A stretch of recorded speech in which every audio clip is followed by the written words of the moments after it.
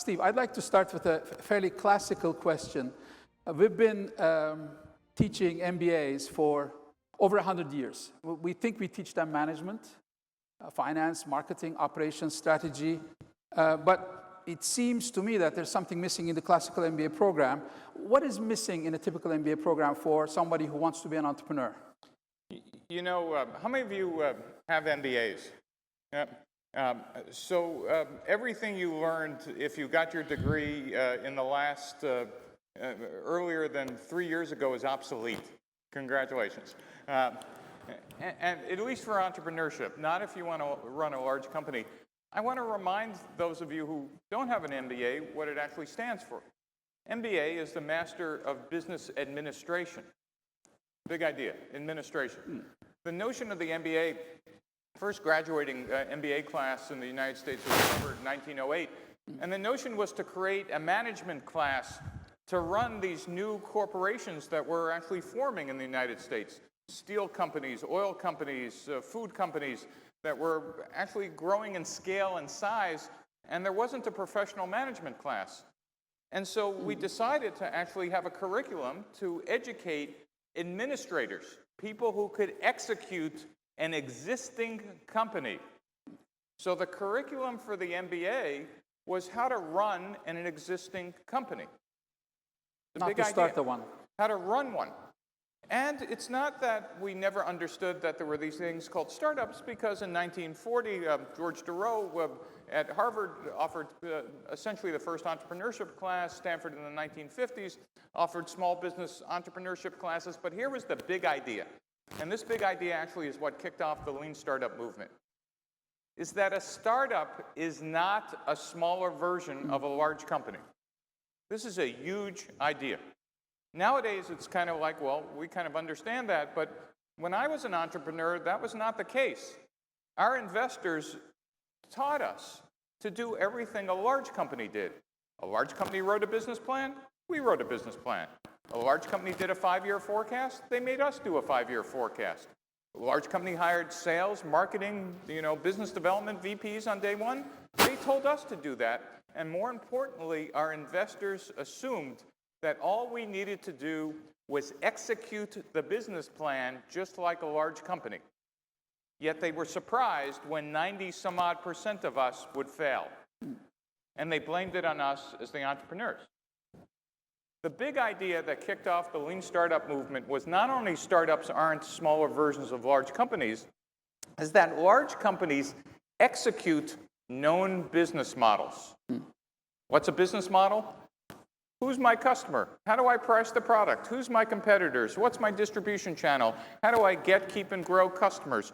In a large company, you're large because you know that. And therefore, you hire people to execute. But in a startup, the thing that you're all doing, you're actually searching for a business model. And that's the core distinction in the lean startup movement.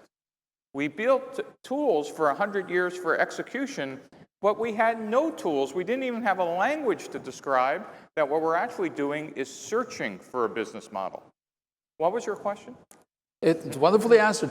I think it's a great spot to move in. What are some of the risks that an entrepreneur faces, and how would the entrepreneur mitigate them if the MBA program is not going to do it for them? So one of the biggest both benefits and problems with being a founder of a company is a founder is driven by passion and faith. And in fact, on day one, a startup is closer to a religious organization than anything else. You're actually driven by your belief that you see something that no one else does. And in fact, that is not only the reason that you will succeed, that's also the reason why you will fail. Because very quickly, for a startup to succeed, you need to turn that faith into facts as rapidly as possible. The mistake is simply thinking that just because you believe, then therefore it exists. And the whole idea about the lean startup movement says, there are no facts inside your building.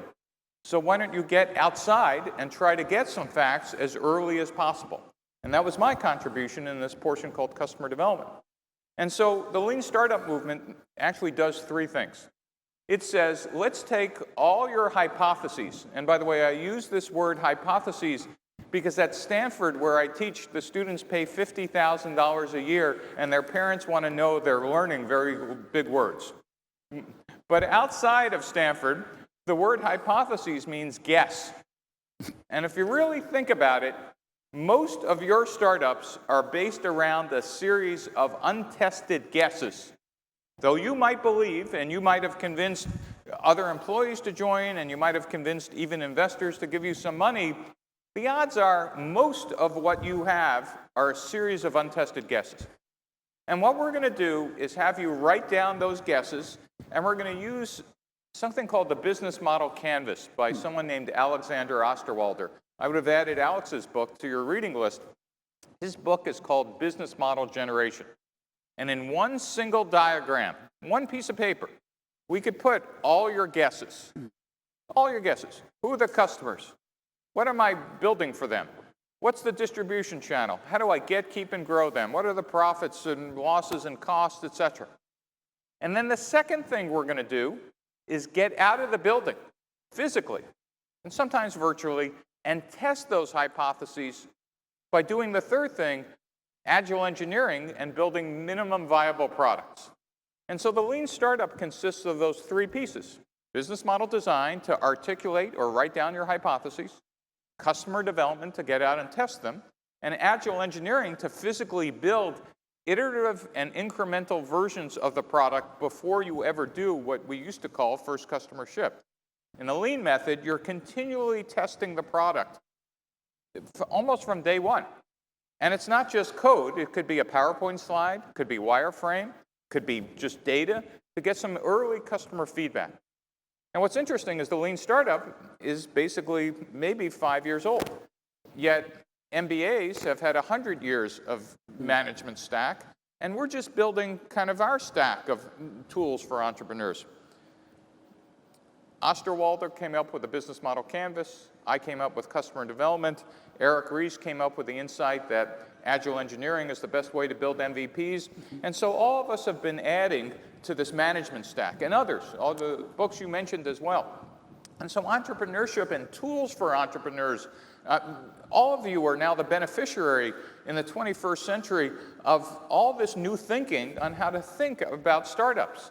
Again, I want to emphasize, if you're doing the same thing you would have done in a large company, you are going to go out of business. It's a big idea. Don't believe that just because you think so, it's going to happen. Wonderful.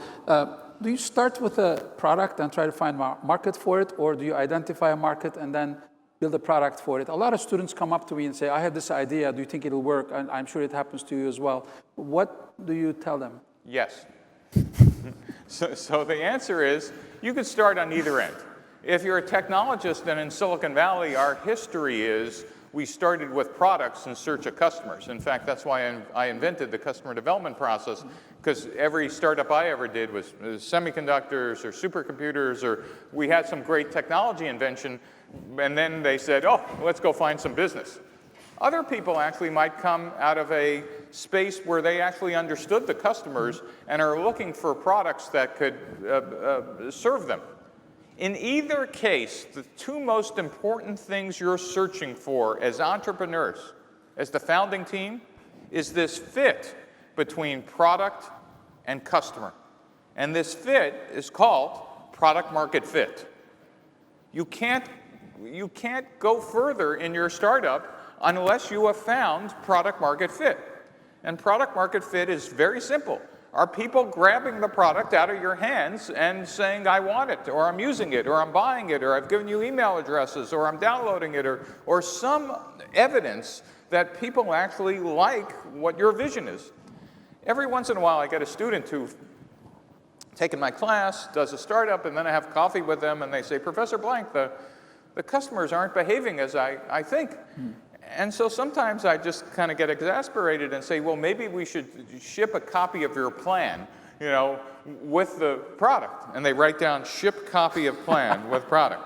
And I go, no, that's not what you should be doing. You should be finding out why they're not behaving as you expect. And by the way, customers never never behave as you expect. Never. And they don't know what they want either. They don't know, and you believe you know. Which, by the way, as an aside, I was in the speed dating session, and I'm impressed that almost every entrepreneur here in Istanbul can do a 30-second pitch just like at Y Combinator. That's the good news. The bad news is, I think that's irrelevant. What I'm really interested in, and so should you, is not how glib or how easy you could describe your company. I'm really interested in, what did you think? What did you find? Then what did you do? And then where are you now? I want to understand, where did you start from, and how much did you learn? These 30-second pitches just tell me that here's how smart you think you are right now. I'm really interested if you didn't learn anything in the last 6 months, I'm running away because I don't think you actually learned anything. I want to understand, well, here's what I thought when I started the company. Here's what happened when we shipped some minimum viable products. Here's what happened when the customers didn't work the way we thought they would, or pricing, or competitors, et cetera. And so here's what we're doing. That journey is actually a lot more interesting because it teaches me the velocity and trajectory of the teams. Now, that scares some investors, but to be honest, I wouldn't want to take money from people who are interested in a fancy PowerPoint slide. I'd be interested in people who want to invest in somebody who learns rapidly and is able to actually match the market. You said minimum viable product. How do we know what's viable, what's minimal, and are there risks associated with the minimum viable product? That is one of the building blocks of the lean startup movement, isn't it? This word MVP is overused, but very relevant. A minimum viable product is whatever you could build to learn the most at a certain point of time. And if you're an engineer, the immediate reaction is, oh, I get it, it's a defeatured version of the product. It's, some of the features are missing. And that just misses the point. That's not what an MVP is. An MVP on day one could be a PowerPoint slide of the UI. Or it could be a spreadsheet with the data you're going to provide a customer. Or it could be a wireframe. Or it could be even a conversation. An MVP changes over time, and what you're trying to do is maximize learning. It could simply be different price points. It could be A/B testing of pricing, which has nothing to do with the product. That is, what I'm trying to do is learn about customer segments, revenue model, customer acquisition, costs, volume, et cetera, correct channel, right partners. And so the minimum viable product is not a smaller version of the finished product. It might be, but almost often is not in the beginning of the company. And in fact, it's almost worth reminding people what a startup is. When I was an entrepreneur, I always thought a startup was the things I did, which is I woke up in the morning and figured out how I was going to take over the entire world, if not the entire universe, and that's what a startup was. But I realized that there were a variety of definitions. In Silicon Valley, a startup is the place where you get free food and get to bring your dog. But you're not allowed to bring your children. I never figured that one out. So I came up with a definition which might be helpful. A startup is a temporary organization designed to search for a repeatable and scalable business model. That's really tight. Would you like to open that up for us a little bit? I will, but it was designed to be like, you could say it in a sentence. Yeah. So number one is, I used to love startups. I did 8 of them, mostly because I was unemployable in a large company, so I had to do startups. A startup is a temporary organization, which means the goal of a startup is not to become a startup. What's the goal of a startup? To grow. To grow, to become a large company. So I put the word temporary organization just to remind ourselves that the goal is not to stay as a startup. Designed to search.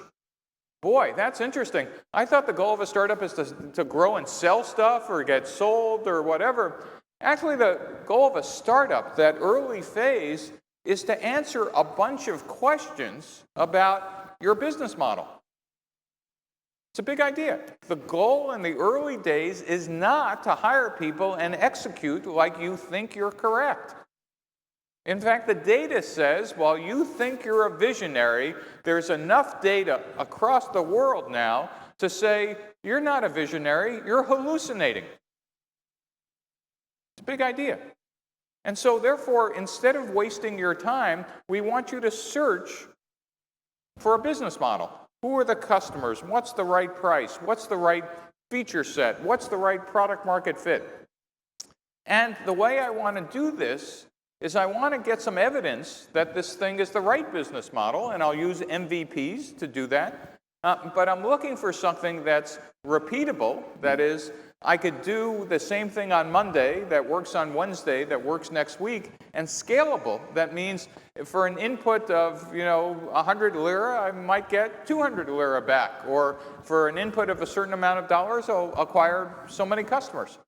And so that's what the definition means. A startup is a temporary organization designed to search for repeatable and scalable business model. I think it's worth repeating. Startup is a temporary organization in search of repeatable and scalable business model. It's worth thinking about also. Another important component of the lean startup is the pivot. Yes. When do you decide to pivot? I think most of the entrepreneurs I know have this emotional attachment to their idea, to their product. How could they possibly let go? Maybe they're leaving a diamond in the rough, or maybe it is the right time to move. How do they know it's time to pivot? So first, let's define what a pivot is, right? And so, a good number of entrepreneurs, particularly founding CEOs, think a pivot is simply, I changed my mind. That's not a valid definition of a pivot. It might explain entrepreneurs with attention deficit disorder, but it really isn't a good definition. My definition of a pivot is a substantive change to one or more of the business model components. Again, that seems fancy and complicated, but if you really think about it, a pivot says, I've gotten out of the building and discovered that my customers aren't, men 28 to 35 in Istanbul. My customers might actually be, broader in the whole Middle Eastern region. That's a pretty big insight, and therefore you'll pivot who your customer segment is. Or you might decide that your revenue model, it's not freemium. Oh my gosh, we figured out we can actually charge for the product. That's a substantive pivot. And so you have found something specifically about a part of the business model that you need to change. The other piece about the pivot, by the way, is that what we kind of enforce is you can't just go out and say, here's what I heard yesterday, and change the whole company. In fact, I have a 72-hour hold on any pivots for founders. You're not allowed to go from your brain to your mouth for 72 hours, or else you jerk your company around in a very bad way. That's sleeping over the idea. You have to sleep on it for 3 days. Talk to your board, talk to some advisors, talk to some mentors, but ultimately you really need to think about whether you want to pivot, because these are real changes to either engineering or sales or whatever. The pivot, though, does something else, and it's not intuitively obvious. In the old days, 20th century, and maybe some of you are still practicing this, is what we used to do is write a business plan. A very nice document. A business plan is defined in the 21st century as the document that your investors made you write that they never read. I'm supposed to laugh here. This is... It's a different sense of humor in this country. Right, so. yeah. Maybe we're still writing business plans. And by the way, the best part of the business plan was a 5-year plan, a forecast in the back, which forecasted, essentially, if you think about it, for a startup, a series of unknowns. Now, what's interesting is a business plan makes all the sense in the world in a large company when you have a series of knowns. I know my customers. I know my channel. Here's my next product. I could write a business plan. The mistake we made was taking that same document and trying to apply it for a series of unknowns. Now, I have to remind you, the only people who had 5-year plans with a series of unknowns who required 5-year plans that way were venture capitalists in the Soviet Union. And we know how well they turned out for at least one of those groups. And I'm not suggesting we don't need planning. I am suggesting that the process ended up doing some absurd things. Here's what happened. When you would write a business plan and you'd get money from an investor, they would look at that 5-year forecast, and then you would have board meetings. And in Silicon Valley, we'd have board meetings every 6 weeks, and they'd ask you, how are you doing per plan? Compare. And you were supposed to execute that plan. It didn't matter that you were getting new data from customers that said the plan was obsolete. The board funded that plan. You would ship the product, and you'd have a launch party. Everybody would be happy. And then a couple months later, people would be asking the VP of sales, how are we doing per plan? And the VP of sales would always say, great pipeline. Now, for those of you who've never done that, great pipeline means we really don't have any sales, and it's going to come, but don't worry. And this would repeat multiple board meetings until one day the board would fire and the CEO would fire the VP of sales. That's a pivot, isn't it? Why? We're not executing the plan. And so we would continue, a new VP of sales would say, well, that was a stupid plan. Here's the new plan. By the way, when they said, here's a new plan, we were actually doing a pivot. And this would continue for another 6 months, and if it still wasn't working, we'd fire the VP of marketing. Why? Because it can't be the VP of sales' problem, it's VP of marketing. And the new VP of marketing would come in and say, well, here's the new positioning. We just did another pivot. And then finally, if we're still not making money or not meeting our plan, we fire the CEO. Now, if you think about this, the one thing we never fired was the plan. It's a big idea. The one thing we never said is perhaps our initial assumptions were incorrect. Yet we now know, after doing startups for 30 or 40 years, it's the very rare startup that gets the initial assumptions correct. And therefore, the business model canvas and the lean methodology says, hey, those are the things we're changing first. We fire the plan first before we fire the people. That's a big idea. And that's why this whole lean methodology makes people from large companies incredibly uncomfortable. In fact, it's why large company executives, and sometimes why government officials who need certainty, have a hard time understanding the uncertain nature of early stage ventures. By definition, they're unstable and unknowns. We're solving for multiple unknowns. This is actually a good point to dive into some local material. Yep. A lot of the angels in Turkey are asking questions about ROI and EBITDAs and 5-year financials and so on. And what I'm recommending to our entrepreneurs is if they have an investor that wants those types of things, come to me. I have a group of creative writers who can create wonderful pitch decks and just give them what they want. So maybe a lesson for angel investors: do not treat startups like you would treat mature companies. So that brings up another subject, which, by the way, used to confuse me. When I've retired as an entrepreneur and started teaching, I thought entrepreneurship was pretty well defined. That is, everybody knew what an entrepreneur was. It was somebody who wanted to start a billion-dollar business or go broke. And one of my mentors at Berkeley suggested, Steve, perhaps you ought to sit in through some other entrepreneurship classes and see what they're teaching.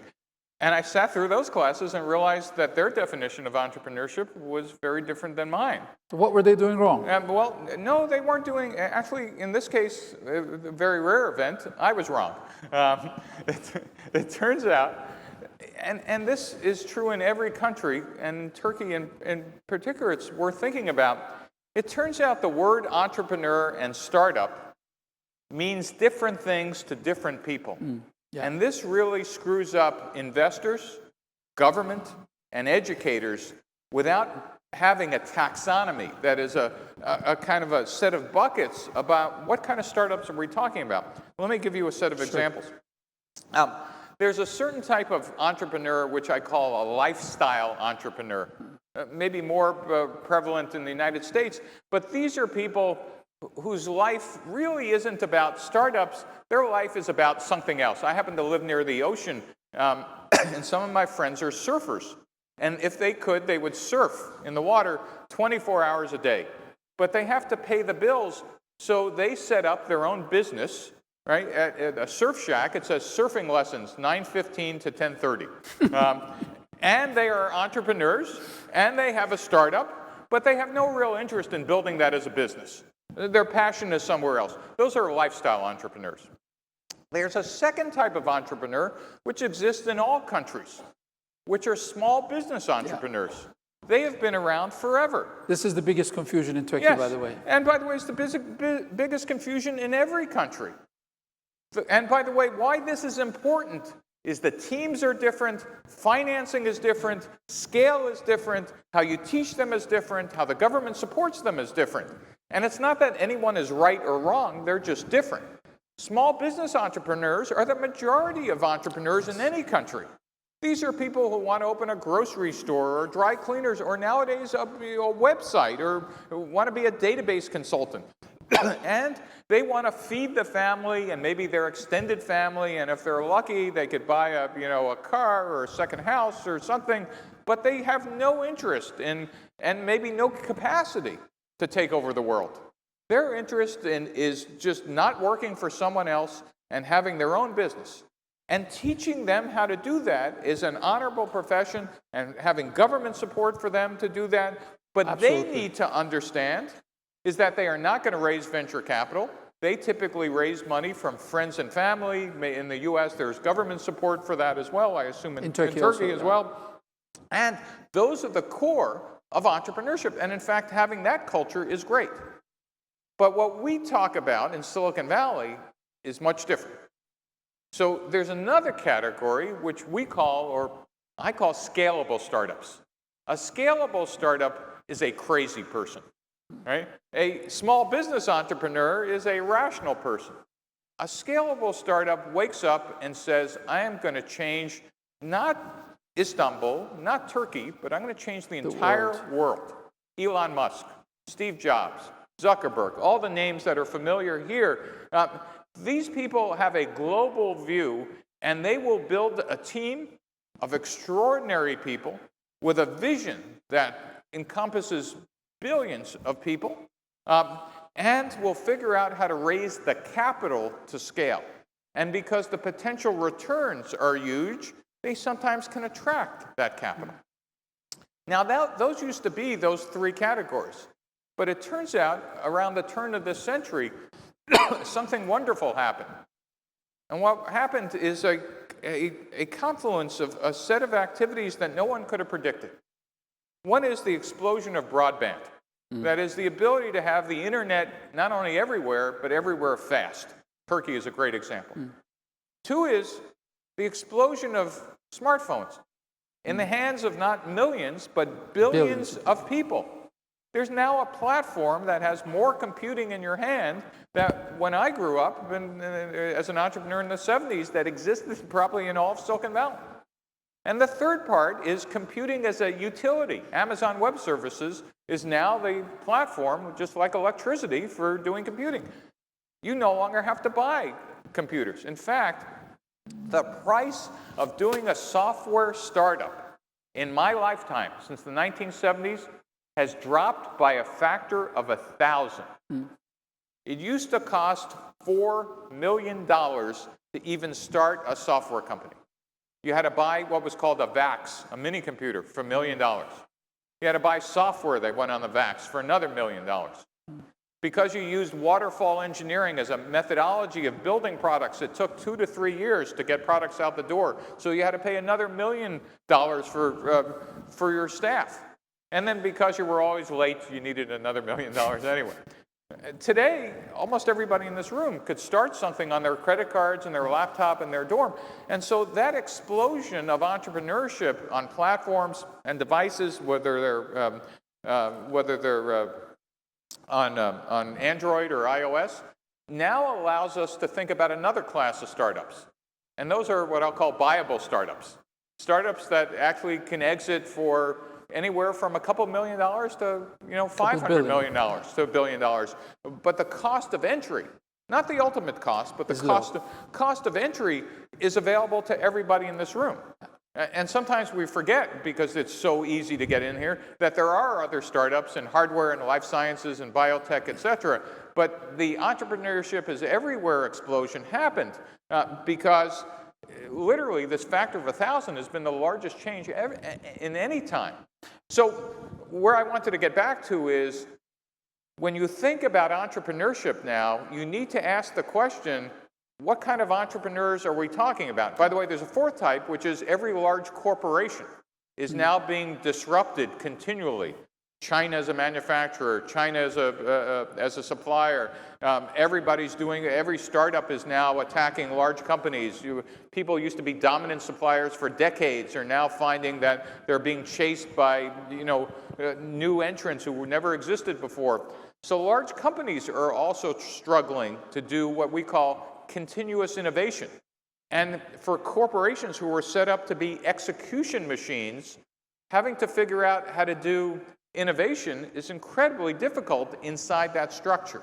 So now we have another type of startup, which is corporate entrepreneurs. Corporate entrepreneurs. And by the way, I'll throw in social entrepreneurs, NGOs, as another category. So why I say this is for both investors, for entrepreneurs, for government, for educators. When you're talking about entrepreneurship, you should be asking, so which one am I investing in? And I should also be asking, how do I want to support them? And what's the right tools? And what's the right investment strategy? Now, we see more and more entrepreneurs, and what we see with the entrepreneurs is, of course, failure. Great majority fail. Now, the stigma around failures in Turkey is quite different from that in the US because of cultural and historical reasons. What is the importance or significance of failures? Could you perhaps excite us a little bit about failures? You know what we call a failed entrepreneur in the United States? Special word in English. Do you know what we call them? You know? Experienced. Experience, yeah. It's a big idea. It's a huge idea. You're in the right entrepreneurial cluster, and that is Silicon Valley's a cluster, New York's a cluster, London, Stockholm, Berlin, Herzliya, hopefully Istanbul, is where a failed entrepreneur doesn't shame their family, doesn't shame their community, and in fact, and like everybody, failure isn't good. It feels horrible. I've failed 4 times. But you're in a successful cluster when your best friend has coffee with you and his first question is, so what's your next startup? It's a big idea. And your investors not only call you back, they're asking the same question.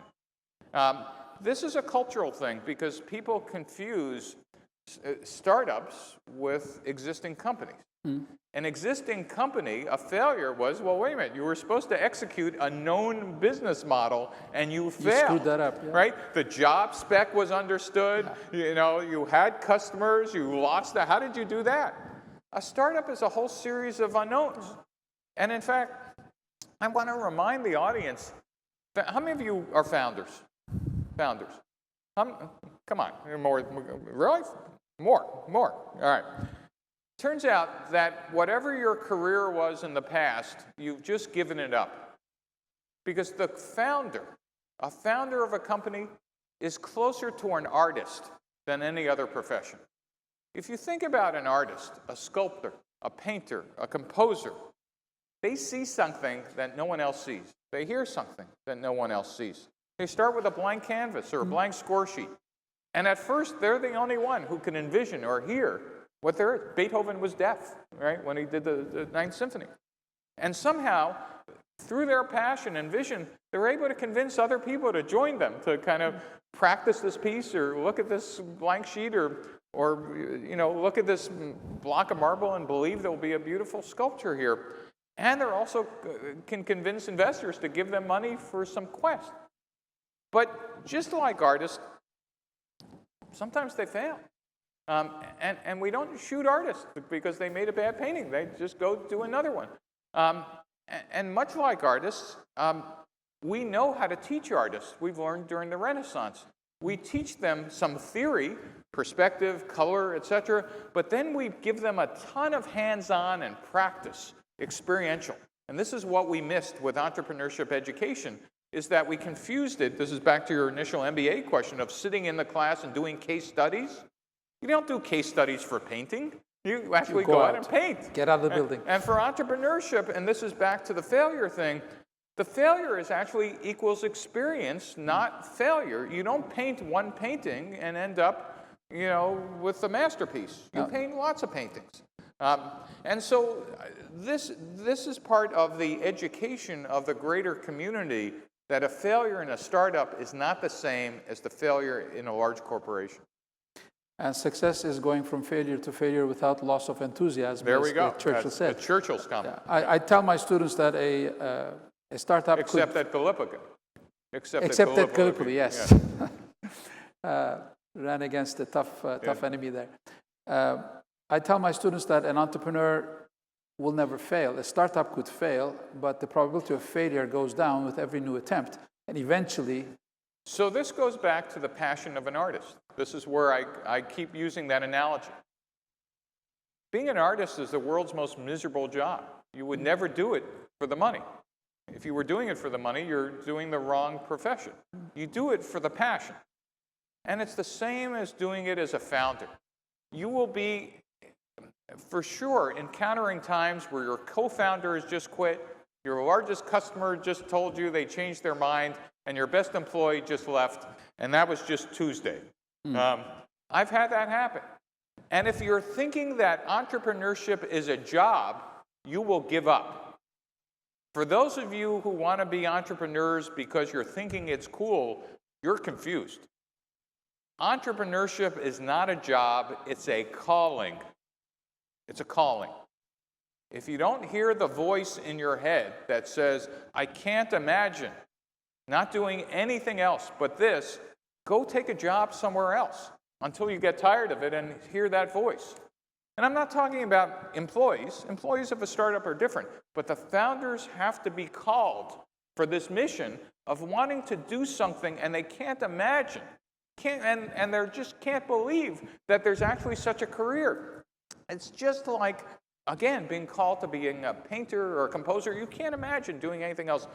I did this for 21 years in Silicon Valley as a practicing entrepreneur, and I can't tell you how many times driving to work, I was wondering if they were going to make me pay to work there because I enjoyed it. So I couldn't believe I could actually have a job like inventing new things and learning new stuff and getting paid to kind of create things and, most of the time failing. In fact, my next to last company, I was on the cover of Wired magazine. I don't know if they still have Wired. It used to be something they killed dead trees and put ink on it and published magazine. And I raised $35 million. And 90 days after I was on the cover of Wired, I realized I was going out of business. And the company eventually failed. And I had to call my mother. And my mother was a Russian immigrant, and English was never her first language. So every time I spoke to her, there was a pause as she translated in her head. And I said, Mom, I lost $35 million. Pause, translate. And she said, where'd you put it? I said, no, I lost it. It's all gone. Pause, longer pause. And then she said, oh my gosh, the country we came from is gone. There's nowhere for us to go. And then she got smarter, and then she said, and our name is blank. We can't even change it. I said, no. The people who gave me the money, the reason I'm calling you, just gave me another $12 million to do my next startup. And there was like, clunk. I thought she fell to the ground, and she had dropped the phone. And she said, they always told me the streets were paved with gold in the United States. And the reason I tell the story is not a Steve Blank story. By the way, that story had an interesting ending. The people gave me the $12 million. I returned $1 billion each. Is that Epiphany? It was Epiphany. $1 billion each to those investors. And that's not a Steve Blank story. That is an entrepreneurial cluster story. That's failure and redemption. And in fact, wow. I worked harder, and by the way, that failure did not feel good. Failure does not feel good. When people say fail fast and failure is fine, I don't know what they're talking about because failure is still pretty miserable. It's just the culture allows you to get up again, which is one of the characteristics of great entrepreneurs is you are resilient. If you are not resilient, if you cannot eventually bounce back, you're in the wrong business again. And the passion of being an entrepreneur is what gets you off the ground again. Sorry, what was the question? Well, something about the Turkish market. The Turkish market, local market, is kind of in between.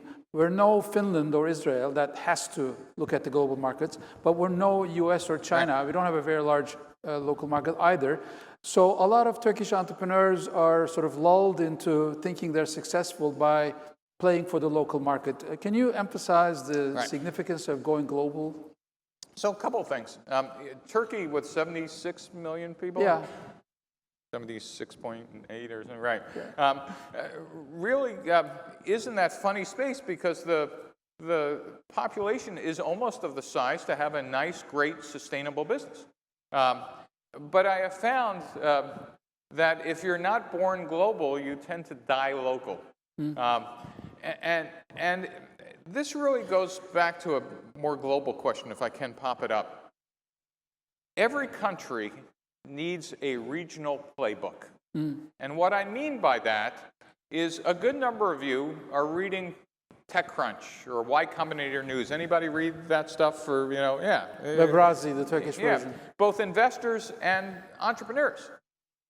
And while that's great base information, Turkey is not Mountain View or San Francisco.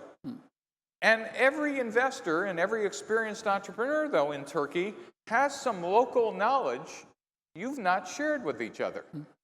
And so I believe that what can be incredibly helpful is somebody to just start a blog or a wiki of here's some advice for entrepreneurs in Turkey.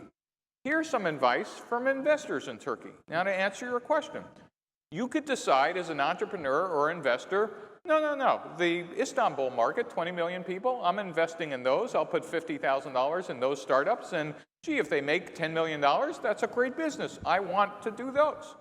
Or there might be other entrepreneurs who say, no, I'm going after the 76 million people, but I'm staying in Turkish and I'm staying in Turkey, and I'm going to build that kind of company. And maybe exits in there. I think the biggest example was that grocery shopping site that was acquired for $600 million. There's kind of an upper bound.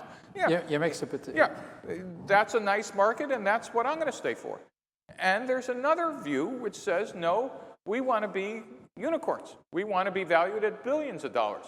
My instinct is that's almost impossible to do just in Turkey.